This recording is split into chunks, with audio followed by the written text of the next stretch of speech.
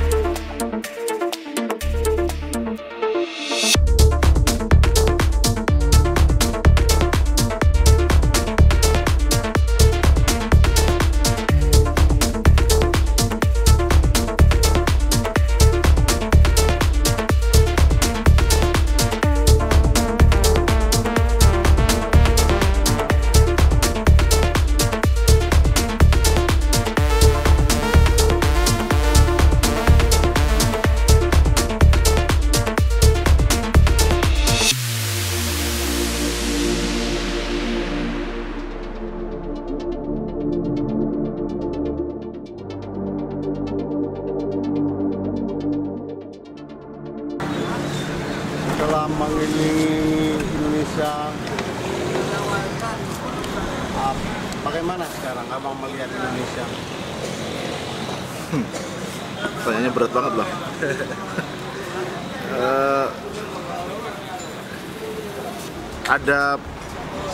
Ada kemajuan besar dalam hal materi dan pembangunan fisik. Kelas menengah bertumbuh luar biasa. Hampir setiap kota yang kami singgahi, kota ya, ibu kota kabupaten begitu, atau kecamatan-kecamatan utama yang kami singgahi, itu luar biasa kelas menengahnya.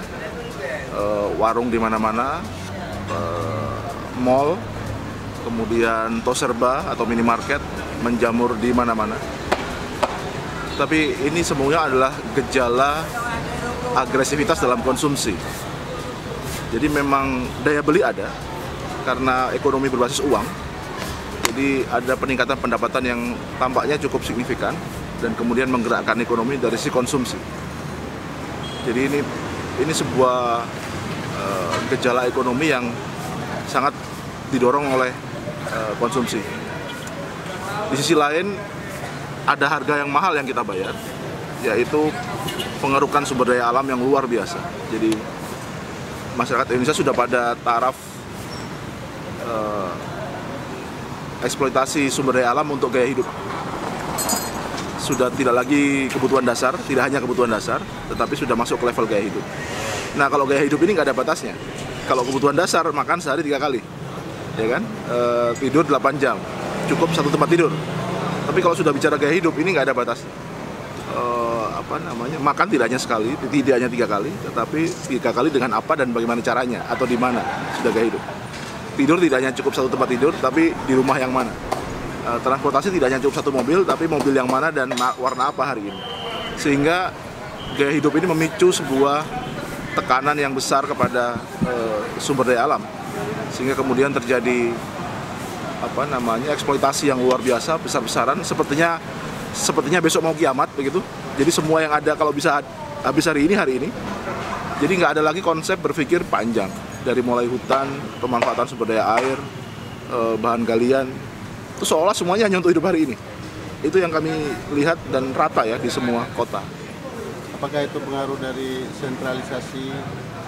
Justru tidak, kalau kita melihat desainnya ini kan sebenarnya sudah otonomi ya.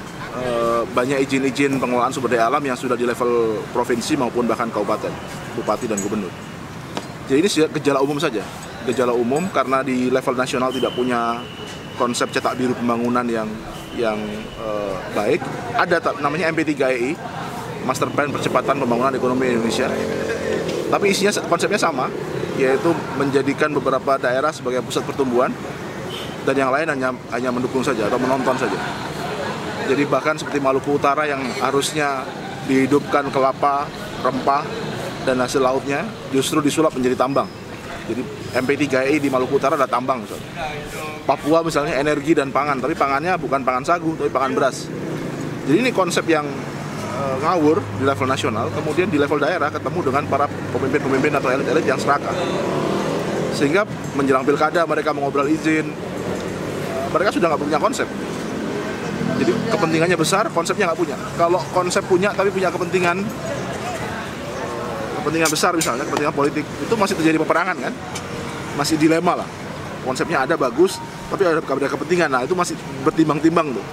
Ini sama sekali blong gitu. Jadi karena konsepnya nggak ada, begitu ada kepentingan sesaat, ya sudah. Itu yang terjadi saya kira, dan itu merata di semua daerah. Kalau misalnya keberpihakan kepada penduduk sekitar yang di lingkungan dieksploitasi itu sebenarnya seperti apa? Di banyak tempat misalnya perkebunan ya, sawit atau tambang batubara, sama sekali kita tidak melihat sebuah desain yang menguntungkan masyarakat. Misalnya, ini bukan jargon, misalnya begini, di Kalimantan Timur ada area pertanian yang masih eksis, yang masih ada, sawahnya masih produktif. Tapi di bagian hulunya, di mana dulu pertanian ini mendapatkan air, justru diserahkan kepada konsesi tambang batubara. Atau tanahnya digunakan untuk batubara. Mestinya kan dari sisi perizinan, dari awal sudah tidak bisa itu. Kalau bawahnya pertanian produktif, maka hulunya tidak boleh ditambang dong, karena dia akan kehilangan sumber air. Nah ini nggak dipikirkan, nggak ada pemikiran itu, nggak ada. Jadi mumpung ada batu bara ya diambil, kan tidak bisa begitu teorinya. Bukan berarti ada batu bara bisa diambil, batu bara bisa diambil iya, tapi apa konsekuensinya? Di tempat lain mungkin bisa gitu, katakanlah begitu ya, realistis kita. Bisa, tapi kalau daerahnya ini gunungan yang sumber airnya untuk pertanian dan ada ratusan hektar di bawahnya, ya jangan ditambang dong, kayak nggak ada tempat lain aja begitu misalnya. Nah, ini bentuk keberpihakan dari sisi perizinan saja sudah tidak berpihak. Apalagi ketika sudah benar-benar ditambang, mereka sudah kehabisan air, mereka sekarang menggunakan air sisa tambang. Air hujan yang turun di galian tambang, itu yang mengalir ke sawah. Sekarang kita bisa bayangkan, batu bara katakanlah sudah ditambang 10 tahun dan habis. Oke lah, ada nilai ekonomi. Tapi setelah itu, racun-racun bekas tambang yang menjadi nutrisi bagi padi ini sekarang, ini siapa yang makan padinya sekarang? Ya generasi kita kan. Jadi ratusan hektar atau ratusan ton produksi padi di situ diairi oleh air bekas tambang. Oke, apakah pemerintah melakukan penelitian untuk memastikan bahwa air ini aman? Enggak juga. Jadi seperti negara yang nggak ada hukum hadir ketika urusan izin berizin atau sesuatu yang bisa dikomersialkan dengan hukum, tapi nggak ada sama sekali. Negara kayak nggak ada yang ngurus. Itu contoh di Kalimantan Timur yang kami temukan di Samarinda. Hal yang di permukaan, ongkos lingkungannya, ongkos sosialnya, nggak ada yang bisa ngitung, nggak nyampe kalkulatornya itu. Nah ini yang menurut saya terjadi merata logika pembangunan seperti itu. Itu yang paling menikmati orang Indonesia atau orang asing? Dua-duanya saya kira, karena orang Indonesia, investor Indonesia dan investor asing itu saya pikir sama. Mereka bekerja dengan logika yang sama, uang dan modal. Bahkan mereka tidak mengenal kewarganegaraan. Uang kan tidak mengenal kewarganegaraan. Pemilik modalnya asing, patungan dengan orang lokal begitu kan, atau semuanya asing, tapi preman yang membebaskan tanahnya orang lokal. Jadi ini kerjasama lah. Makanya dulu kenapa VOC bisa ratusan tahun bertahan di Indonesia atau Belanda bisa ratusan tahun bertahan di Indonesia, itu ya karena ini penjajahan yang diundang, invited colonialism, penjajahan yang diundang. Jadi penjajahan ini kita yang undang, kita yang menggelar karpet merah. Investor masuk, kita yang jadi centengnya. Investor masuk, kita yang jadi politisi di DPRD untuk meloloskan perdanya. Investor masuk, kita adalah para pendukung partai yang membuat peraturan perizinannya. Jadi ini kita yang mengundang.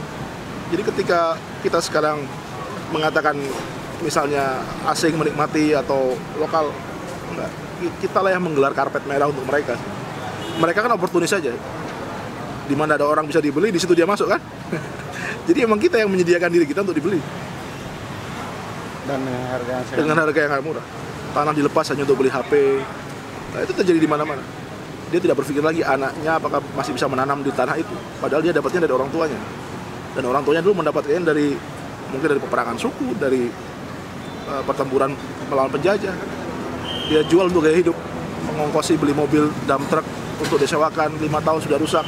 Setelah itu dia jadi buruh lagi. Tanahnya sudah dikuasai korporasi. Anaknya kemudian menjadi buruh di kota. Demo menuntut UMR digebukin polisi.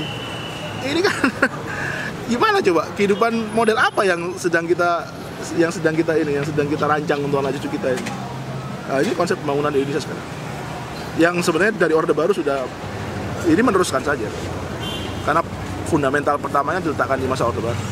Bagaimana Aceh dulu diserahkan ke pengusahaan hutan dan segala macam kan. Konflik aja yang menyelamatkan hutan Aceh sebenarnya secara tidak langsung.